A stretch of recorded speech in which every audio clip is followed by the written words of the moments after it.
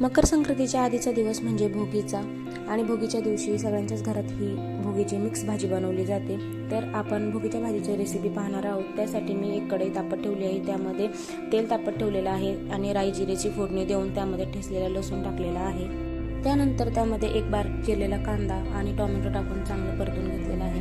त्यानंतर आपल्या घरात जे साठवणुकीचे मसाले असतात, हळद, लाल तिखट, काळा मसाला, कांदा लसूण मसाला आणि गरम मसाला टाकून चांगलं आपलं कांदा टोमॅटो परतून घेतलेला आहे। आणि कांदा टोमॅटो परतून झाल्यानंतर त्यामध्ये आपल्या सर्व मिक्स भाज्या, त्यामध्ये घेवडा, गाजर, वाटाणे, परत हरभरा, शेंगदाणे आणि बारीक चिरलेलं वांग आणि बटाटा टाकून भाजी चांगली परतून घ्यायची आहे। त्यानंतर आपण भाजीमध्ये चवीनुसार मीठ टाकून झाकण ठेवून भाजी आपली चांगली शिजवून घ्यायची आहे। भाजी शिजून झाल्यानंतर आपल्याला त्यामध्ये पांढरे तीळ आणि आपण वाटलेलं खोबऱ्याचं कूट टाकायचं आहे आणि वरून कोथिंबीर टाकून आपली भाजी तयार झाली आहे।